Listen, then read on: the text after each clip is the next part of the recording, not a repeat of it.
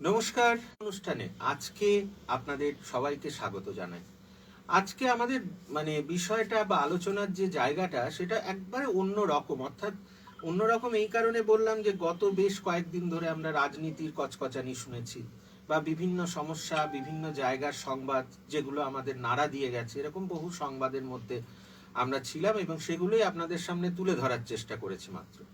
এবং এছাড়া যেগুলো আমরা পর্যালোচনামূলক যে অনুষ্ঠানগুলো করি লাইভে এবং আপনাদের মূল্যবান মতামত তুলে ধরি দর্শকদের সামনে, এই ধরনের অনুষ্ঠানের পুরোপুরি একটা অন্য মাত্রিক অনুষ্ঠান, অর্থাৎ কবিতার ভুবন, যেটা আমরা প্রতি মাসে একটা দিন করে থাকি।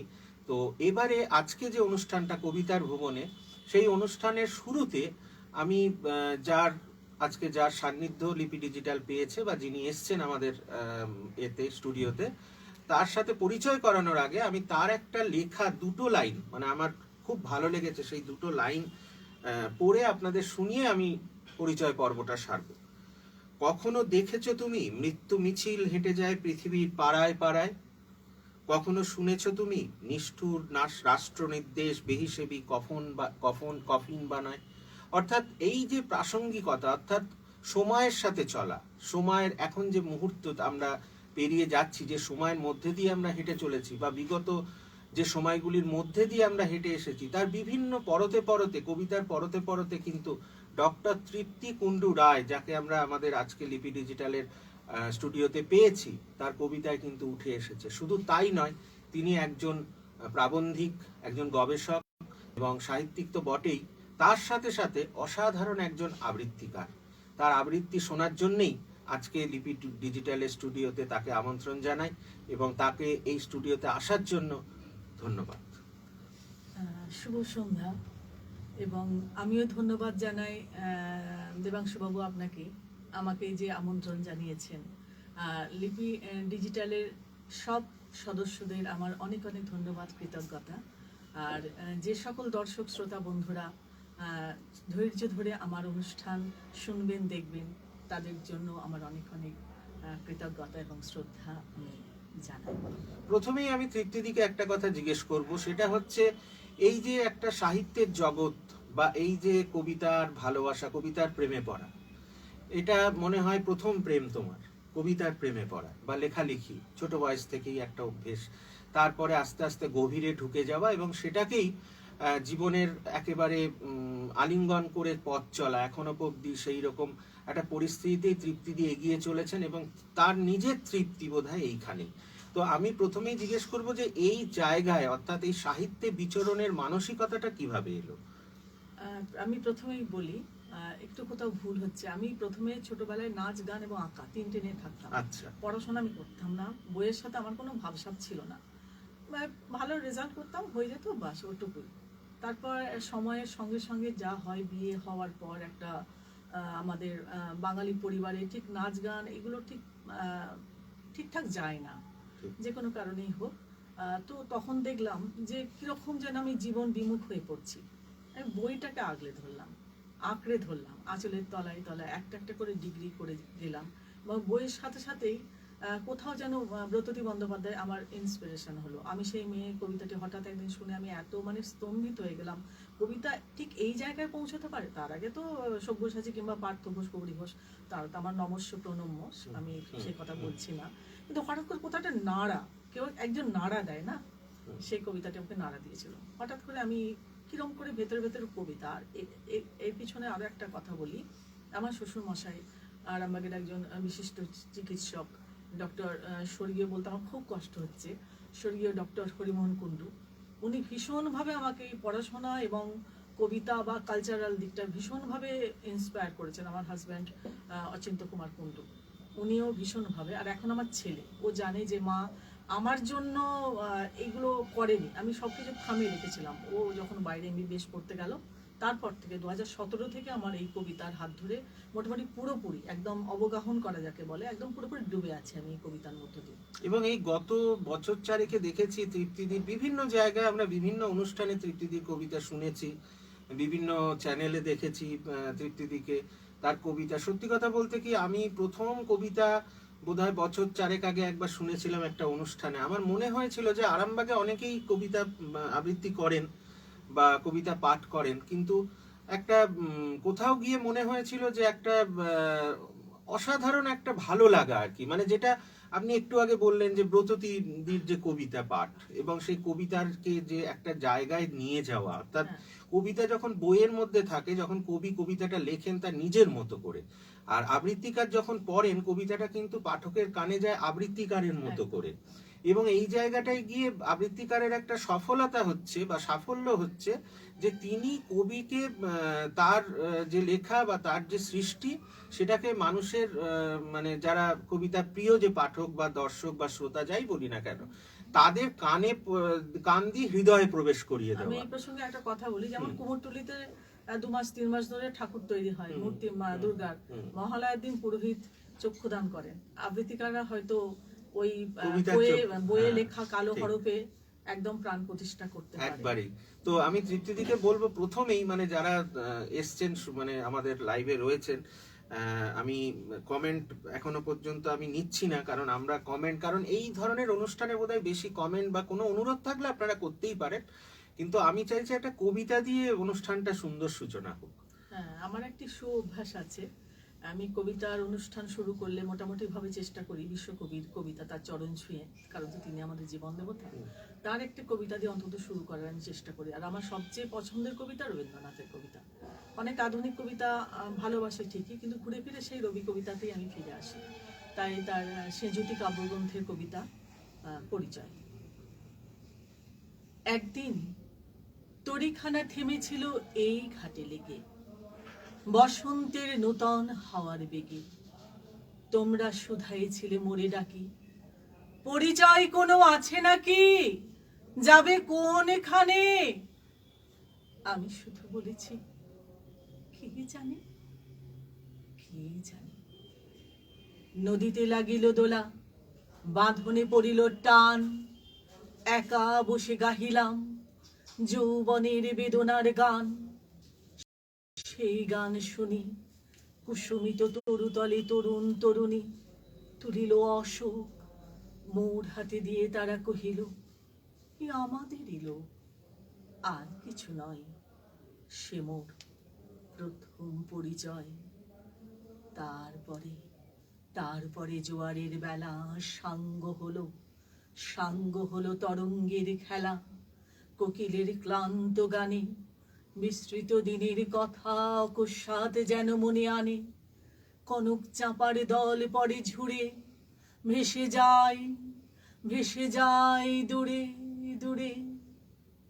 ফাল্গুনের উৎসব রাতে নিমন্ত্রণ লিখন পাতির ছিন্ন অংশ তারা অর্থহারা। ভাটার গভীর টানে তরিখানা ভেসে যায় সমুদ্রের পানে। নূতন কালের নবযাত্রী ছেলে মেয়ে দূর হতে শুধাইছে যে, সন্ধ্যার তারার দিকে বহিয়া চলেছে তরণীকে। সে তারেতে বাঁধিলাম তার, গাহিলাম আর বার, মোর নাম এই বলে খ্যাত হোক, আমি তোমাদের লোক, আর কিছু নয়, এই হোক শেষ পরিচয়। আচ্ছা তৃপ্তিদি, মানে অনেকেই তো কবিতা শেখেন এবং রীতিমতো মানে একেবারে প্রফেশনাল হিসেবেও ওটাকে নেন, এবং নিয়ে পরবর্তীকালে দেখা যায় যে অনেককে আবৃত্তি শেখান বা অনেকের কাছে তারা একটা স্কুল বা এই ধরনের প্রতিষ্ঠান গড়ে তোলেন। তা আপনার কি সেরকম চিন্তা ভাবনা আরামবাগে রয়েছে? না না, আর প্রথমেই বলি, আমি আমি প্রথমত আমি কোথাও শিখিনি। আমি হয়তো জানি কবিতাটা কিভাবে করতে হয় না করতে হয়, কিন্তু যেটা মানে একদম ব্যাকরণ বলতে যেটা হয় আমি জানলেও সেইভাবে ওদের হয়তো শব্দ পরম্পরায় আমি কথাগুলো বলতে পারলেও আমার ঠিক মতো না শেখানোই ভালো। আর একটা কথা বলি, আমি তো স্কুলে পড়াই, মানে পড়াবার জন্যও অনেকে আমাকে বলেন, আর কবিতা শেখানোর জন্যও বলে, কিন্তু মেনলি আমি প্রথমত একজন হোম মেকার, গৃহবধূ মা। তাই বেশ মানে দিনের অর্ধেকটা সময় তাদের জন্য দিয়ে তারপর স্কুল লেখালেখি করে কবিতা করে, আর আমার এমন সময় বাঁচে না যার জন্য আমি কাউকে শেখাতে পারি বা স্কুল বা কিছু। অবশ্যই কেউ যদি আসে, যদি কোনো কবিতা কোনো সময় শিখতে আসে বা জানতে আসে, অবশ্যই আমার মতো আমি যতটা পারি নিশ্চয়ই দেখিয়ে দিই। তো এখানে একটা জিনিস আমি তৃপ্তিদির কণ্ঠে শুনেছি, এবং দীর্ঘ দীর্ঘ কবিতা তিনি একবারে না দেখে পুরো মুখস্থ কবিতাগুলো থাকে, এবং একবারে সুন্দরভাবে তার অনুভূতি ফুটে ওঠে কবিতায়। তো এই যে সুমনের একটা গান মনে পড়ে যাচ্ছে, খাতা দেখে গান গেও না, উল্টে পাতা যেতেও পারে। অর্থাৎ এই যে অনেকেই এখন আবৃত্তি করেন বা কবিতা পাঠ করেন, এই জায়গাটায় বোধহয় একটা আমাদের শেখার জিনিস আছে, যে প্রথমে যে কবিতাটি আবৃত্তি করতে হয় বা করা উচিত, সেটা একেবারে হৃদয়ঙ্গম করে, অর্থাৎ মুখস্থ করে তার যে অনুভূতিটা ফুটে ওঠে। আর বই থেকে পড়ে পড়ে অনেক সময় সেই অনুভূতিটা হয়তো সম্ভব হয় না মানে ফুটিয়ে তোলার। তো আমি তৃপ্তিদিকে দেখেছি অনেক কবিতা লিখতেও, মানে কবিতা লেখার ব্যাপারেও তোমার প্রচুর কবিতা আমি দেখেছি, একাধিক কবিতা দেখেছি লেখা, এবং বিভিন্ন জায়গায় প্রকাশিতও হয়েছে। তো তোমার লেখা কবিতায় পরে যাব, তার আগে আমি চাইছি যে রবীন্দ্রনাথ ঠাকুরের কবিতা তো আমরা শুনলাম, তুমি মোটামুটি তার থেকে আধুনিকতর কোনো কবির কবিতা যদি শোনাও। আধুনিকতর কবিতা বলতে এরপর আমি চলে যাই রবীন্দ্রনাথের পরে আমাদের চরম আধুনিক কবি, চিত্ররূপময় কবি, নির্জনতম কবি, আমাদের বাংলার অহংকার অলংকার, যিনি জীবনানন্দ দাশ। আর তার সেই কবিতা, যে কবিতাটি আমাদের পৃথিবীর সাহিত্যে অন্যতম শ্রেষ্ঠ প্রেমের কবিতা, রোম্যান্টিক কবিতা হিসেবে স্থান করে নিয়েছে। এই জন্যই বলে আমাদের অহংকার অলংকার, বাঙালি হিসেবে আমি গর্বিত যে এরকম একটা কবিতা প্রেমের সাহিত্যে স্থান করেছে। তার বনলতা সেন কাব্যগ্রন্থ সেই সকলের প্রিয় কবিতা, যার হাতছানি আমরা এড়াতে পারি না, সেই বনলতা সেন। হাজার বছর ধরে আমি পথ হাঁটিতেছি পৃথিবীর পথে, সিংহল সমুদ্র থেকে নিশীথের অন্ধকারে, মালয় সাগরে অনেক ঘুরেছি আমি। বিম্বিসার অশোকের ধূসর জগতে সেখানে ছিলাম আমি। আরো দূর অন্ধকারে বিদর্ভ নগরী আমি ক্লান্ত প্রাণে, চারিদিকে জীবনের সমুদ্র সফেন। আমারই দুদণ্ড শান্তি দিয়েছিল নাটোরের বনলতা সেন।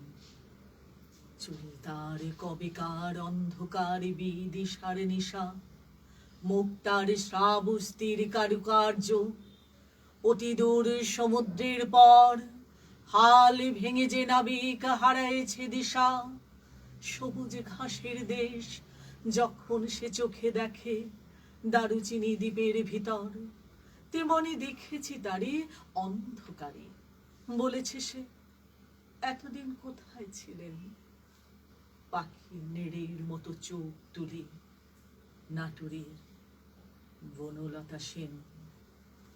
সমস্ত দিনের শেষে শিশিরের শব্দের মতন সন্ধ্যা আসে, ডানা রৌদ্রের গন্ধ মুছে ফেলে চিল। পৃথিবীর সব রং নিভে গেলে পাণ্ডুলিপি করে আয়োজন, তখন গল্পের তরে জোনাকি রঙে ঝিলমিল। সব পাখি ঘরে আসে, সব নদী ফুরায়ে জীবনের সব লেনদেন। থাকে শুধু অন্ধকার, মুখোমুখি বসিবার বনলতা সেন। বাহ, মানে অদ্ভুত একটা কবিতা, যে কবিতাটা বোধহয় বারবার আধুনিক হয়ে ওঠে। যখন আবৃত্তিকার তার কণ্ঠে কবিতাটা পাঠ করেন, সেই কবিতা যেন প্রতিবার প্রতি মুহূর্তে আধুনিক হয়ে ওঠে। এই কবিতার পরেই আমার একটা মানে বিশেষ করে এক কবির কবিতা, বেশ কয়েকটি কবিতা মনে পড়ে গেল। তো আমি জানি না তৃপ্তিদির তো মানে পুরোটাই কবিতা বোধহয় মনে প্রাণে নিয়ে এসছেন, কারণ আপনার তো কোনো বই বা কিছু আজকে আনা সম্ভব হয়নি, একেবারে স্কুল থেকে তড়িঘড়ি, মানে যেটা হয় সাধারণ আমরা যারা প্রাত্যহিক জীবনে বিভিন্ন কর্মকাণ্ডে যুক্ত, আমাদের ক্ষেত্রেও যেটা হয়েছে বা অনেক কবির ক্ষেত্রে হয়। শুধু তৃপ্তিদি নয়, তৃপ্তিদির মতো বহু এরকম মানুষ আছেন যারা আমাদের আশেপাশে বহু গ্রামে গঞ্জে ছড়িয়ে আছেন, যাদের কবিতা হয়তো কোনোদিনই কোনো পাঠকের কাছে বা কোনো শ্রোতার কাছে পৌঁছয় না, অথচ অসাধারণ সেই সব কবিতা কিন্তু আমরা পাই না, শুনতে পাই না। এটা আমাদের দুর্ভাগ্য, কারণ এই নিয়ে জয় গোস্বামীর একটা খুব বিখ্যাত কাব্যগ্রন্থও আছে। এবং তার থেকেও বড় কথা, জয় গোস্বামীর নামটা এই কারণে করলাম যে জয় গোস্বামীর সাথে একটা বিশেষ কারণে বা বিশেষ ব্যাপারে আমার সাথে দীর্ঘদিন বেশ কয়েক বছর যাবত মানে আমরা একসাথে প্রায় কথাবার্তা বা কাজকর্ম করেছি, এবং তার কবিতা পাঠ থেকে তার কবিতা পড়া থেকে শুরু করে, পাঠ বলবো না, এবং কবিতার যে মানে একেবারে যে গতায়াত একটা জীবনের যে থাকে, সেই যাত্রায় কবিতার সাথে মেলামেশা, এবং সেই কবিতা নিয়েই শুধু আলাপ আলোচনা এরকম ঘটেছে ঘন্টার পর ঘন্টা কলকাতা প্রেস ক্লাবে। তো এই বা সুবোধ সরকারের সাথেও বহু দিন আলাপ হয়েছে, এবং সেই ক্যালকাটা প্রেস ক্লাবেই আর কি। তো এখন যেটা আমার মনে হয় তৃপ্তিদি, মানে এটা প্রশ্নটা এখন খুব উঠে আসছে, যেটা আমাকে কৃষ্ণা বসুও বলেছিলেন, যে এখনকার অনেক কবি কবিতায় আধুনিক শব্দ বা মডার্ন ইংলিশ, বিশেষ করে বিভিন্ন ধরনের যেগুলো কলোকুয়াল ইংলিশ, এগুলো ব্যবহার করে কবিতাকে আধুনিকতর করতে চাইছে। এটা তিনি কিন্তু ঘোর তিনি বিরোধিতা করেছিলেন, আমাকে প্রকাশ্যেই বলেছিলেন যে বাংলা ভাষা নিজে এত ঐশ্বর্যশালী, তাকে ঐশ্বর্যশালী করতে, আরো ঐশ্বর্যশালী করার জন্য বিদেশি ভাষার কোনো প্রয়োজন হয় না, বাংলা নিজেই খুব ঐশ্বর্যশালী একটা ভাষা। তো এখানে এই বাংলা ভাষার যে বিভিন্ন দিকে যেভাবে বাংলা ভাষা নিয়ে আন্দোলন তো একসময় সুনীল গঙ্গোপাধ্যায় থেকে শুরু করে, চিত্রা লাহিড়ী থেকে শুরু করে, দীপক লাহিড়ী থেকে শুরু অনেকেই শুরু করেছিলেন, তো সেইটা তো থেমেই গেছে। উপরন্তু একটা দেখা যাচ্ছে যে আমাদের এই মোবাইলের নেটওয়ার্কিং এর যুগে বা বিভিন্ন সময় আমরা যেটা বাচ্চাদের বা আমাদের যারা ছাত্রছাত্রী বা আমাদের যারা সন্তান যারা বড় হচ্ছে, যারা একবারে যে বলা যেতে পারে এক্স জেনারেশন এক্স, বা এবার ওয়াই হবে বা জেড হবে, তো তারা কি মানে এই যে মাতৃভাষা বাংলা, এটা কিন্তু বিদেশে অনেকেই যারা বাংলা প্রবাসী রয়েছেন তারা কিন্তু মানে মাতৃভাষাটাকে অত্যন্ত সযত্নে পালন করেন, কিন্তু মানে অদ্ভুত লাগে, অবাক লাগে যে আমাদের বাংলায় আমরা মাতৃভাষাকে সেভাবে পরিশীলন করি না, মানে সেইভাবে অভ্যেস করি না, বাংলাটা ঠিক আসে না। তো এই ধরনের জায়গায় দাঁড়িয়ে তোমার কি অনুভূতি, মানে এইটা কি করা উচিত অভিভাবকদের? প্রসঙ্গে দুটো শব্দ, এই দুটো কথা বলি। আমার দুজন বন্ধু আছে, একজন আছে অস্ট্রেলিয়ায় দেবী সাহা, আর একজন আছে টরেন্টোতে মুনিরা সুলতানা মিলি। ঠিক আছে, ওরা দুজন বাংলা ভুলে যাচ্ছে বলে এবং বাংলাটাকে ভালোবেসে বাংলার সাথে থাকবে বলে ওরা আজকে 2 বছর ধরে পুরো লকডাউনে ওরা লাইভ শুরু করেছে। বাংলার সংস্কৃতির সাথে পরিচয় হবে কলকাতার মানুষ বা আরো ঢাকা বাংলাদেশ সবারই সাথে, মানে ওরা খুব সুন্দর করে দারুণ করে ওরা লাইভটা করছে এবং প্রচন্ড রকম ভাবে ফেমাস হয়েছে। আর আমাদের ছেলে মেয়েদের বাংলাটা তো শেখাতেই হবে, যারা কনভেন্টে পড়ছে, যাদের ইংলিশ বেশ পড়াশোনা, আমাদের বাঙালির ছেলে হয়ে বাংলা সবচেয়ে মধুর ভাষা নয় কি?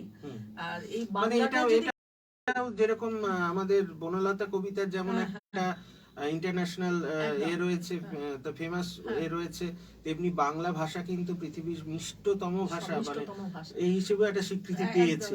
তো সেই জায়গায় বাংলা ভাষাকে অবশ্যই গুরুত্ব দেওয়া উচিত। একদম, বাংলা ভাষা শিখতেই হবে। স্কুলে যাই শেখায় নাই শেখায়, তো বাড়িতেও অন্তত বাবা মায়ের সাথে একটা চর্চা বা তাদের বাংলা কবিতা পড়তে শেখানো। আমি এমনও দেখেছি, আমার বন্ধু তা আমেরিকায় আছে, মেয়েরা রবীন্দ্রসঙ্গীত শিখছে, রবীন্দ্রনাথের গানে নাচ করছে। এই যে বাংলার মধ্যে একটা ইনভলভমেন্ট, বাংলা সংস্কৃতির মধ্যে, কালচারের মধ্যে। আর বিশেষ করে লকডাউনে এই লাইভগুলোতে আমরা যত গ্লোবাল লাইভগুলো করেছি দেখেছি, যখন ওরা বাইরে আছে, এই শুধুই বাংলা ভাষাটাকে বাঁচিয়ে রাখবার জন্য এই লাইভগুলোর মধ্যে সারা সপ্তাহ বাংলাটা নিয়ে চর্চা করছে। এবং এই যে লাইভে 2 ঘন্টা 2.5 ঘন্টা বাংলা কথা বলছে, কি আনন্দ তাদের। অনেক কাজই তার জন্য কিন্তু তাদের হ্যাম্পার হচ্ছে, কিন্তু তাহলেও বাংলার সাথে তারা ওতপ্রোতভাবে জড়িয়ে আছে।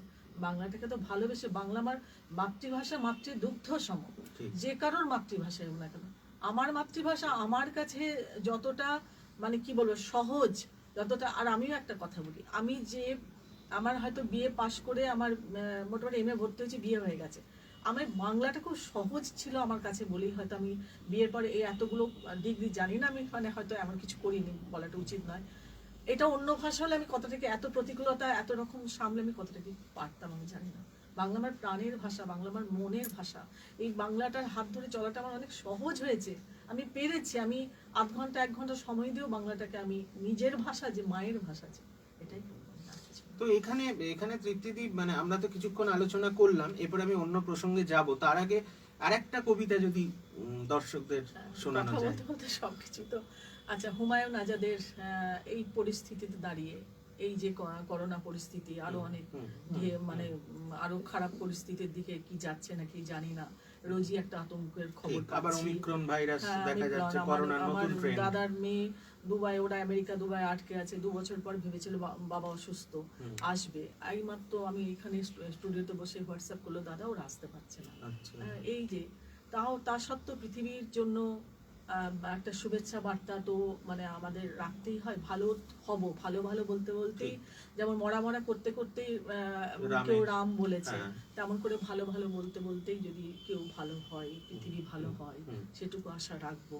তাই জন্য হুমায়ুন আজাদের শুভেচ্ছা। ভালো থেকো ফুল, মিষ্টি বকুল, ভালো থেকো, ভালো থেকো ধান, ভাটিয়ালি গান, ভালো থেকো, ভালো থেকো মেঘ, মিটি মিটি তারা, ভালো থেকো পাখি, সবুজ পাতারা, ভালো থেকো, ভালো থেকো চর, ছোট কুড়ি ঘর, ভালো থেকো, ভালো থেকো চিল, আকাশের নীল, ভালো থেকো, ভালো থেকো পাতা, নিশির শিশির, ভালো থেকো জল, নদীটির তীর, ভালো থেকো, ভালো থেকো গাছ, পুকুরের মাছ, ভালো থেকো, ভালো থেকো কাক, কুহুকের ডাক, ভালো থেকো, ভালো থেকো মাঠ, রাখালের বাঁশি, ভালো থেকো লাউ, কুমড়োর হাসি, ভালো থেকো, ভালো থেকো আম, ছায়া ঘন গ্রাম, ভালো থেকো, ভালো থেকো রোদ, ভোরের বাতাস, ভালো থেকো, ভালো থেকো রোদ, মাঘের কোকিল, ভালো থেকো, ভালো থেকো বক, আড়িয়াল বিল, ভালো থেকো, ভালো থেকো নাও, মধুমতি গাও, ভালো থেকো, ভালো থেকো মেলা, লাল ছেলেবেলা, ভালো থেকো, ভালো থেকো, ভালো থেকো। বাহ, ভালো থেকো মেলা, লাল ছেলেবেলা, এই জায়গাটাতেই মানে একবারে বোধহয় একটা প্রশ্ন চিহ্ন উঠেই যায়। সেটা হচ্ছে বিভিন্ন জায়গায় খুব মানে নিয়ম বিধি মেনে বইমেলা শুরু হচ্ছে ছোট ছোট করে, এবং কলকাতা বইমেলাও এবারে হচ্ছে, আমাদের একবারে প্রাণের জায়গা, একবারে যেটা আমরা কলেজ লাইফে কলকাতায় বোধহয় প্রতিটা দিন কলেজ থেকে বইমেলার মাঠে গিয়ে আড্ডা দিতাম, বই কিনতাম, পড়তাম, একটা আনন্দ হুল্লোড়, সেটা আবার শুরু হচ্ছে করোনার এই চোখ রাঙানি কাটিয়ে। তো তৃপ্তিদি, যদি মানে যেহেতু তুমি আরামবাগেই থাকো, তো আরামবাগেও তো বইমেলা বন্ধ রয়েছে, তো এবছর বইমেলা হোক, এটা নিশ্চয়ই তুমি চাইছো। তো সেটা আমি দর্শকদের উদ্দেশ্যে আরেকটা কথা জানিয়ে রাখি, সেটা হচ্ছে আরামবাগবাসী অনেকেই চাইছেন যে আরামবাগ গ্রন্থমেলা যেভাবে গত 2 বছর আটকে ছিল বা হয়নি করোনার জন্য বা অসুবিধার জন্য, সেটা আবার এবছর হোক, সুন্দরভাবে সম্পন্ন হোক, এবং যারা কার্যকর্তা রয়েছেন, কর্মকর্তা রয়েছেন, তারা নির্দিষ্ট নিয়মবিধি মেনে বইমেলাটা করুক। কারণ অনেকেই আছেন যারা মানে বইয়ের সঙ্গে যারা খুব সম্পৃক্ত থাকেন, এবং সাহিত্য, বই, কবিতা, এই ধরনের জিনিসের প্রতি তাদের একটা মানে অকুণ্ঠ প্রেম আছে, ভালো লাগা আছে, এটা একটা খানিকটা প্রাণবায়ুর মতো। তো যাই হোক, এটা আমাদের অনুরোধ রইল এর মাঝে। তো তৃপ্তিদি, এবার আমি একটা ছোট্ট মানে অন্য প্রসঙ্গে যাব। তো সেই জায়গাটায় আমি মানে তোমাকে খুব বেশি বিব্রত করব না, মানে একটা কয়েক সেকেন্ডের জন্য, তারপরে আমরা আবার কবিতায় ফিরে যাব। তুমি যদি তোমাকে মানে তুমি দেখেছো যে কিছু বেশ কয়েক বছর যাবত আমরা যদি দেখি, অন্তত বছর 3-4 তো হবেই, যে কবিতার যে জায়গাটা, সাহিত্য চর্চার যে জায়গাটা, বা বিভিন্ন যে সাহিত্য অনুষ্ঠান, কবিতার অনুষ্ঠান যেগুলো হয়, সেগুলো বিক্ষিপ্তভাবে বিভিন্ন অর্গানাইজেশন করছে, এটা ঠিক। কিন্তু যে হল মানে যে কবিতা মানে প্রেক্ষাগৃহ বলতে যেগুলো বোঝায়, ধরো আরামবাগেই যদি বলো রবীন্দ্র ভবন, এরকম বহু জায়গায় রয়েছে, এবং এই যে মানে প্রেক্ষাগৃহগুলোর যে অবস্থা, যে মানে সংস্কৃতি চর্চা, ধরো নাট্য চর্চা, আজকে যদি তুমি পুরো হুগলি জেলা ধরো তাহলে দেখবে কয়েকটা জায়গা বাদ দিলে নাট্য চর্চা সেভাবে নেই। না, কবিতা পাঠের আসর বা আগে যেমন কবিদের নিয়ে একটা আড্ডার আসর বা এরকম একটা হতো, বা আরামবাগে সেরকম কিছু আর পাওয়া যায় না। তো তুমি যদি মানে সারা পশ্চিমবঙ্গ জুড়ে যদি দেখো, প্রথমত করোনা, তারপরে রাজনৈতিক কিছু উত্তেজনা বা তার বিভিন্ন প্রতিফলন ঘটেছে বিভিন্ন সময়, এবং তারপর একের পর এক ইলেকশন। এখন যেন মানুষের একটা মানে যে কোনো টিভি চ্যানেল বলো বা মিডিয়া বলো, যে কোনো হাউস বলো, যে একটাই তাদের আলোচনার বিষয় যে আগামী বছর অমুক ইলেকশন, আর এবছর এই ইলেকশন, তার পরের বছর ওই ইলেকশন, এরকম একটা চলছে পরম্পরা। তো এই জায়গায় দাঁড়িয়ে তোমার কি মনে হয় না যে রাজ্য সরকারের আরেকটু উচিত, যে যেমন ভাবে লোকশিল্পীদের রাজ্য সরকার একটা সম্মান দেয়, তাদের সাম্মানিক প্রদান করে, এবং এখানে একটা গভর্নমেন্ট লিস্টেড পুরোপুরি যে আবৃত্তিকার, কবি, সাহিত্যিক, এরকম একটা করে তাদেরকে নিয়ে, যেমন বইমেলা হয়, এরকম একটা অনুষ্ঠান নন্দন বা রবীন্দ্র সদন বা জেলার যে যে জায়গাগুলো রবীন্দ্র ভবন রয়েছে, এই জায়গাগুলোতে এই ধরনের কিছু অনুষ্ঠানের আয়োজন করা, যাতে করে স্থানীয় যারা কবি সাহিত্যিক রয়েছেন তারাও কিছুটা সুযোগ পাক।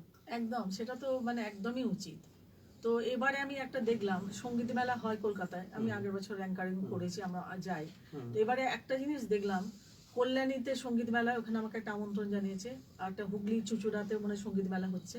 তাহলে এটা আঞ্চলিক বেশে যদি সঙ্গীত মেলা হয়, হয়তো সেই সুযোগগুলো বিভিন্ন জেলার মানুষরা যারা শিল্পী আছে, হ্যাঁ, এবারে কিন্তু ওটা প্রত্যেকবারই হয়েছে, কিন্তু এবারে আমি এটা খুব একটা দেখতে পাচ্ছি বা কেউ পোস্ট করছে, আমার চোখে আসছে।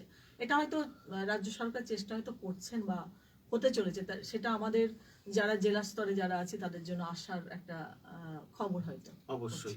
আর একটা যেটা মনে হয় তৃপ্তিদি, এটা আমার মতামত ব্যক্তিগত, নিশ্চয়ই তুমিও সম্মত হবে, যে অনেক কবি সাহিত্যিক আছেন, আমরা যারা লিটল ম্যাগাজিন একসময় করেছি বা এখনো যারা কবিতা টুকটাক লেখালেখি করি, যে অনেকেই আছেন অত্যন্ত ভালো লেখেন, মানে আমি নাম ধরেই বলতে পারি বেশ কয়েকজনের, কিন্তু তাদের আমি বিব্রত করতে চাই না, যে তারা কিন্তু অত্যন্ত ভালো লেখেন, কিন্তু এত অভাব তাদের, বা এত তাদের দৈনন্দিন জীবনের অর্থের কষ্ট, তারা একটা কাব্যগ্রন্থ পর্যন্ত বার করার তাদের সামর্থ্য নেই।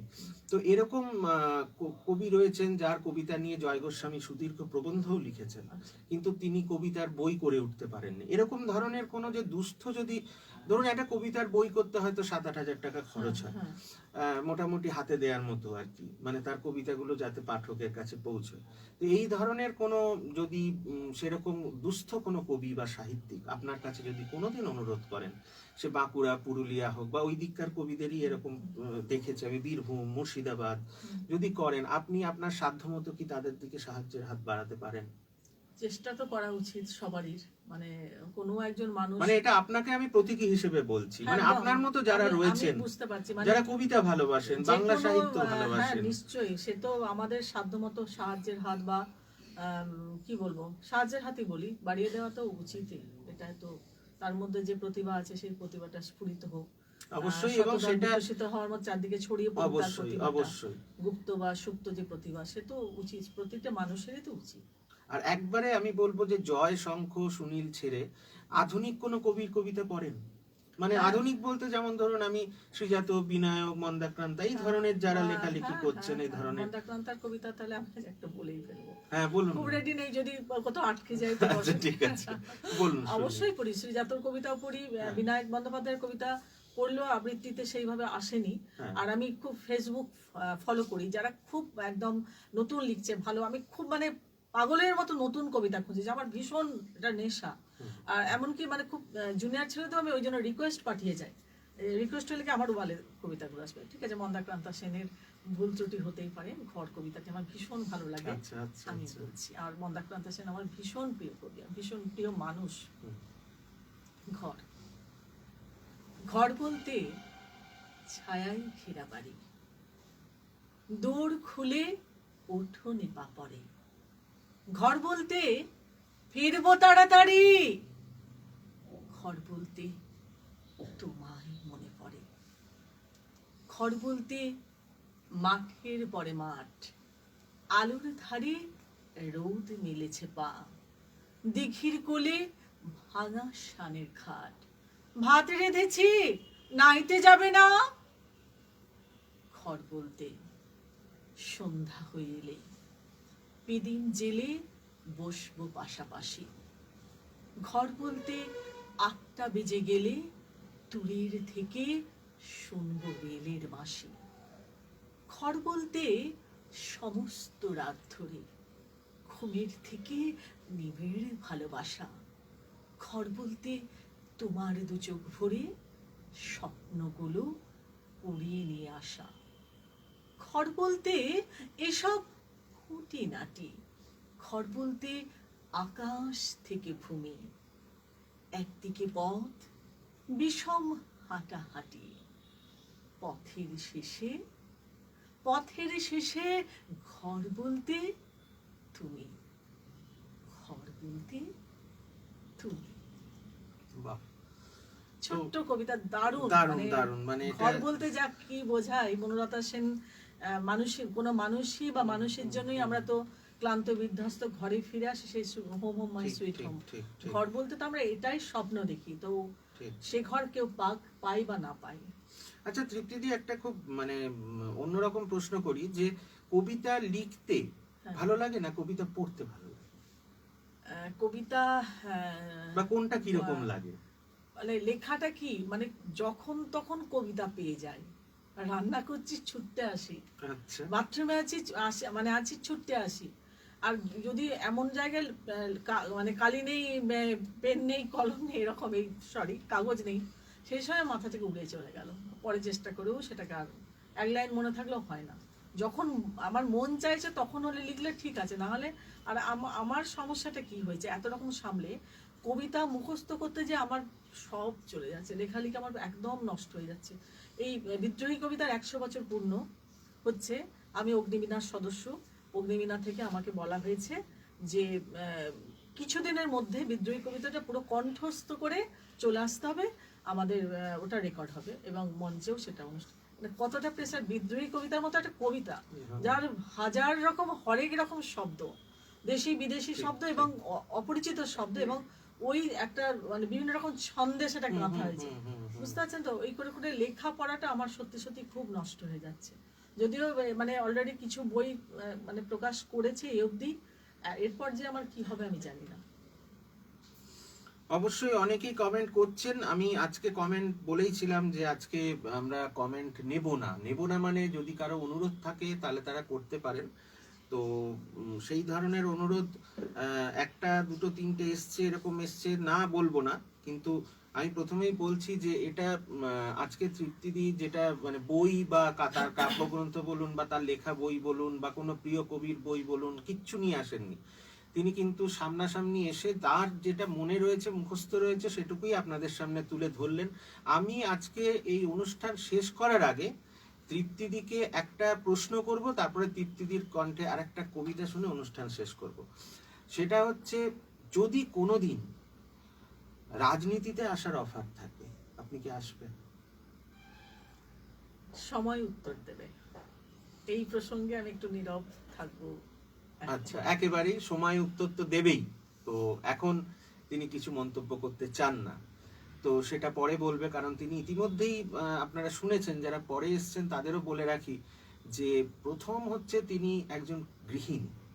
সেখানে গৃহিণীর আগে সুশব্দটা তিনি সবসময় যোগ করে রাখতে চান, অর্থাৎ সুগৃহিণী। এবং তারপর তার লেখালেখি, তার চাকরি বাকরি, তারপরে তার নিয়মিত পড়াশুনো, এছাড়াও বিভিন্ন হয়তো আগামী দিনে তার আরো গবেষণা লব্ধ কোনো পত্রিকা বা তার প্রবন্ধ বা তার নিজস্ব কোনো গবেষণা প্রকাশ হতে পারে, সেই আশায় আমরাও থাকবো। তো আমরা আজকে এই অনুষ্ঠানে যারা দেখছেন, অনুষ্ঠানটা যারা শুনলেন, তাদের কেমন লাগলো আপনারা নিশ্চয়ই মতামত জানাবেন। এবং আপনাদের যদি অন্য কোনো দিন আমরা আবার তৃপ্তিদিকে পাই, সেই কবিতাগুলোর জন্য রিকোয়েস্ট আগে থেকে করে রাখবো। এবং আজকে আমরা অনুষ্ঠান শেষ করব তৃপ্তিদির একটি কবিতা দিয়ে। আসলে সেইভাবে মানে কি বলবো ঠিক করে ভেবেও আসিনি। আমার লেখা একটি কবিতা আমি যতটা পারবো ততটা বলার চেষ্টা করেছি। তবু মহাকাল হাঁকে। এ কোন দ্রোহকাল করাঘাত করছে পৃথিবীর দ্বারে দ্বারে, এ কোন গ্রহণ লাগা অচেনা পৃথিবী, কিসের অশনির সংকেতের চোখ রাঙানি নিভিয়ে দিতে চাইছে সুসভ্যতার আলোক। ভুলে যাচ্ছে এই মুহূর্তে। আচ্ছা, রবীন্দ্রনাথ দিয়ে শেষ করে দিচ্ছি। আচ্ছা, ঠিক আছে, কৃষ্ণ ঠিক কলি। আছে, ঠিক আছে। আছে। কিন্তু যতটুকু শুনলাম অসাধারণ লাগলো না, কিন্তু। কবিতার শেষ পর্যন্ত বলতে এক জায়গায় আমি থেমে গেলাম। আচ্ছা, যতটুকু কৃষ্ণ শুনলাম কলি। শুরুটা খুব ভালো লেগেছিল। যাই হোক, এটা আমি কিন্তু পরের অনুষ্ঠানে আমি পুরোটাই শুনতে চাই। আচ্ছা, আজকে থেমে যখন রবীন্দ্রনাথ, গেছি এটা একবার হ্যাঁ, নাকি হ্যাঁ, বলার আরেকবার চেষ্টা করব, কি করি। রবীন্দ্রনাথ দিয়ে শুরু করেছেন, রবীন্দ্রনাথ আচ্ছা, দিয়ে ঠিক শেষ আছে। হোক। খনিকা কাব্যগ্রন্থের সকলের প্রিয় কবিতা, ছোট্ট কবিতা বলি, এটা বলছি। কৃষ্ণকলি। কৃষ্ণকলি আমি তারেই বলি, কালো তারে বলে গায়ের লোক। মেঘলা দিনে দেখেছিলে মাঠে, কালো মেয়ের কালো হরিণ চোখ।